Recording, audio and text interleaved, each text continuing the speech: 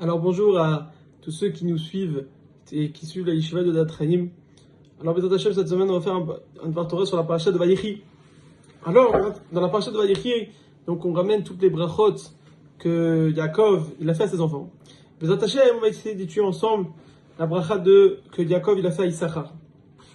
Alors le pasuk nous dit Issachar Hamor Garem Rovet Ben Amishpetadim. Premier pasuk. Le pasuk nous dit que Yaakov il compare Issachar à un âne. Il dit que Issachar est comparé à un chamor, un âne, garem, qui est Baal Atzamot. Ça veut dire qu'il a beaucoup d'os. Rovet Ben Amishpetadim, qui est Rovet Ben Amishpetadim, qui donc s'accroupit entre les limites. Qu'est-ce qu'il veut dire ce pasuk? Alors Rashi nous explique. Rashi nous dit que qu'est-ce que ça veut dire que Issachar chamor garem, que Issachar est comparé à un âne chargé d'os. Rashi nous explique que le chamor, il a cette faculté qu'il est Baal Atzamot, c'est-à-dire qu'il a des os qui lui permettent de supporter les charges qu'il porte.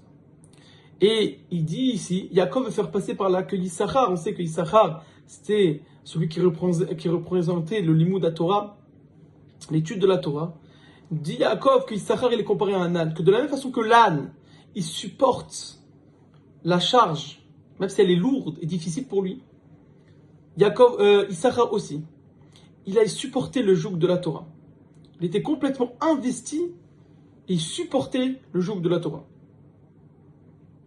Comme l'âne qui porte ce joug-là, ce grand fardeau. Ensuite, le pasuk nous contient encore une faculté de l'âne. Rovetz ben amishpetanim. C'est quoi Rovetz ben amishpetanim? Qui s'accroupit entre les limites. Rachid nous explique que l'âne, il est toujours en circulation. L'âne, il est toujours actif, il porte, il avance, il circule. Il n'a pas le temps de dormir, de se poser. Rovetz ben amishpetanim, c'est-à-dire qu'il s'accroupit entre les limites des villes, Rachid nous dit. Il ne peut pas rester dans une ville, il n'a pas le temps de venir et de se reposer dans la ville. Il est tout le temps en circulation et à chaque fois qu'il veut se reposer, c'est que à l'entrée de la ville, entre les villes. Encore une fois, la faculté de celui qui étudie la Torah, qu'il est tout le temps en activité, tout le temps en action. Il n'a pas le temps de dormir. Vayar Menoucha, deuxième pasuk qui nous parle de Issachar. Vayar Menoucha, Issachar, il a vu la Menoucha Kitov. On verra une très belle explication de ce pasuk. Il a vu que la Menoucha, le repos est bon. Ve'et haaretz kinaima, et que la terre est agréable. Qu'est-ce que ça veut dire? Alors, j'ai trouvé une explication que le Ktav Sofer sur la Torah, il nous amène au nom du Zohar, qui nous explique ce pasuk magnifique.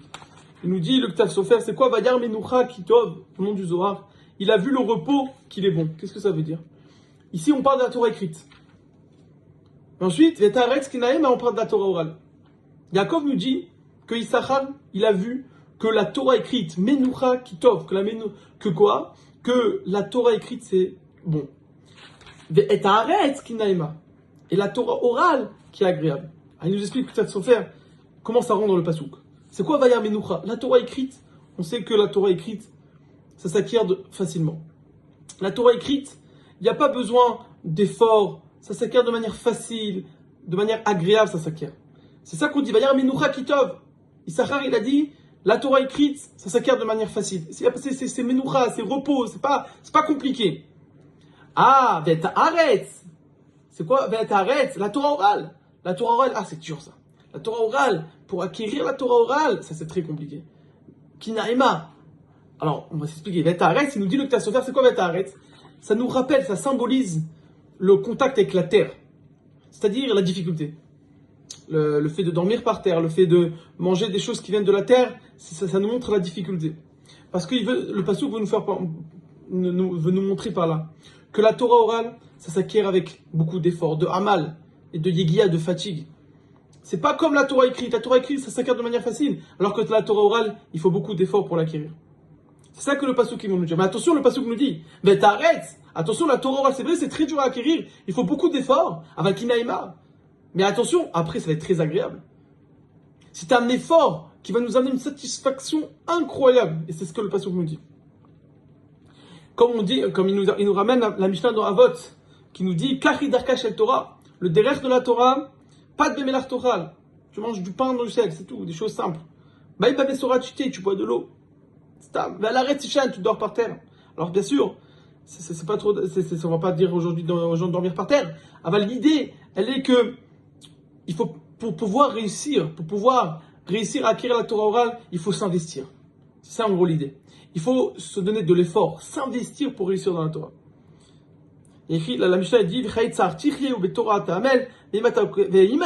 attention, si tu te fatigues et tu t'investis et tu mets tous tes efforts dans la Torah, alors là, tu auras un bonheur pas possible, une satisfaction pas possible. Ici, Issachar veut nous montrer cette idée que la Torah orale, ça passe par de la fatigue, par de l'effort, par un investissement total de la personne. Il y a une histoire qui est ramenée au nom du Chafetz Chaim, que à l'époque de la Yeshiva de Radin, où il y avait le Chafetz Chaim, c'était une ville très pauvre. Et donc les Bachurim, ceux qui allaient venir étudier la Torah à la Yeshiva de Radin, sur le Chafetz Chaim, alors quand ils étaient jeunes, les jeunes Bachurim, ils dormaient par terre, sur des sacs, de tevin, de paille. Et les Bachurim qui étaient plus, donc les jeunes étudiants qui étaient un peu plus âgés, alors ils dormaient chez les gens de la ville, dans les maisons des gens de la ville, sur des lits. Donc ils pouvaient dormir dans le lit. Il y a un nouveau Bachur, il est arrivé à Yeshiva de Radin, sur le Chafetz Chaim, un nouveau Bachur, c'était un génie en Torah. Mais le pauvre, il était malade, il avait un problème de santé. Alors les Bachurim, tout la Yeshiva, ils ont dit au Chafetz Chaim, pourquoi il va dormir par terre? Venez, comme il est malade, on va lui donner qu'il dort, même s'il est jeune, qu'il dort dans un lit, parce qu'il est malade, le pauvre. Qu'est-ce qu'il a répondu Chafetz Chaim? Il ne doit pas dormir dans le lit. Pourquoi? Parce que l'effort qui va mener à dormir par terre, dans des conditions difficiles, et qui va quand même étudier la Torah, ça va le propulser, lui donner une force d'étudier encore plus et encore plus. Encore une fois, cette idée-là, que la Torah orale, elle s'acquiert avec beaucoup d'investissement. Alors bien sûr, quand on parle de ça, chacun à son niveau. L'idée générale, elle est que la Torah orale, elle s'acquiert avec, il faut s'investir.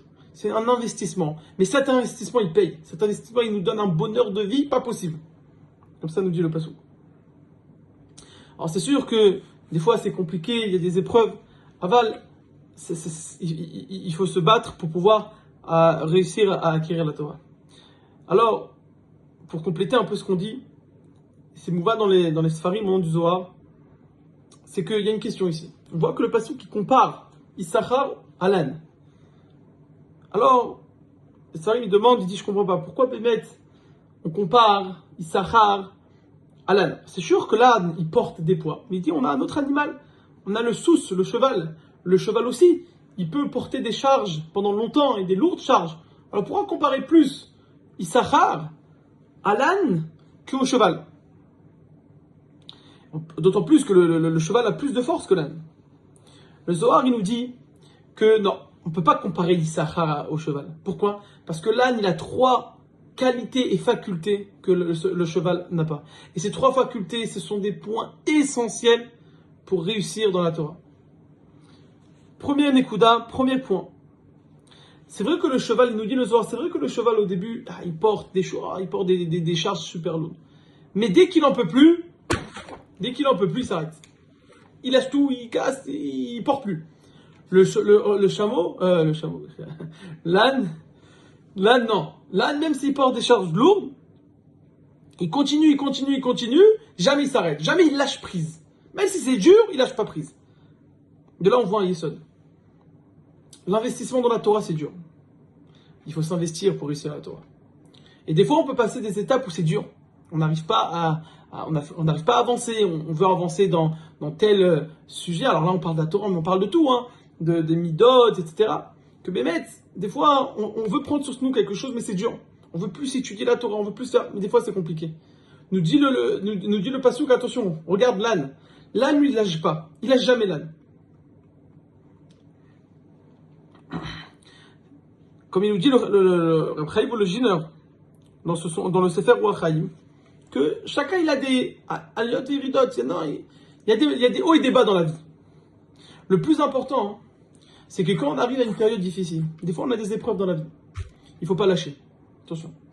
Il nous dit la pire erreur, c'est de lâcher. Parce que quand on lâche, alors moi, je sais pas, quelqu'un il avait un projet, un objectif de vie, et ben sauf, il a vu qu'il n'a pas réussi. Il est arrivé qu'à 40% de la chose qu'il voulait travailler. Il a dit, par exemple, moi je voulais étudier, je voulais rajouter 3 heures de limoud. Et ben ça, j'ai pas réussi, j'ai reçu 1 heure. Alors quoi? Il dit, non, non, maintenant je me sens pas bien, j'ai des épreuves, etc. Alors quoi? J'arrive pas à 3 heures, alors je fais rien? Non, jamais de la vie. Il n'y a pas du tout du rien ici. Il nous dit, le Reb Chaim Volozhiner, des fois, il y a des moments difficiles dans la vie. On passe des fois des épreuves dans la vie. Quand on passe une épreuve, il faut jamais se dire, ah maintenant que je suis à 40%, c'est fini. C'est soit 100%, soit 0. Non, parce que il faut jamais lâcher. Comme l'âne il lâche jamais. Même si des fois c'est dur, il continue, même s'il n'arrive pas au niveau qui va arriver. Parce que si on lâche tout, alors même le niveau qu'on a eu avant, on va le perdre. Ça, c'est la première chose qu'on voit dans l'âne. Deuxième chose qu'on voit dans l'âne, c'est que l'âne, c'est un animal qui représente l'humilité. C'est pas comme le cheval. Le cheval, c'est la prestance. Ça, c'est aussi une deuxième condition pour pouvoir acquérir la Torah. Pour acquérir la Torah, il faut avoir de l'humilité. Il faut pas se vanter. Ah, j'ai réussi. Ah, j'ai réussi mon objectif. Ouais, j'ai fait des mitzvot aujourd'hui. J'ai étudié beaucoup la Torah. Ne t'en vante pas. C'est ça l'âne. L'âne, il se vante pas. C'est quelqu'un qui il fait ce qu'il a à faire, mais il n'a pas d'orgueil. Troisième chose qu'on voit dans l'âne, plus que dans le cheval, c'est que l'âne, il n'est pas makpid de dormir que dans un endroit ou dans un autre. Non, il est très souple. Pourquoi? Qu'est-ce que ça nous montre par là? Ça nous montre qu'il n'est pas attaché à la matérialité. Si on veut réussir dans le limud Torah et on veut avancer et se rapprocher de Dieu, alors il ne faut pas avoir il faut faire comme l'âne, c'est-à-dire être des gens simples. Pas commencer à chercher la matérialité ici et ça et ça et ça. Essayer de se détacher à chacun à son niveau, bien sûr, de la matérialité. Alors, ces 3 conditions qu'il ne faut jamais lâcher prise.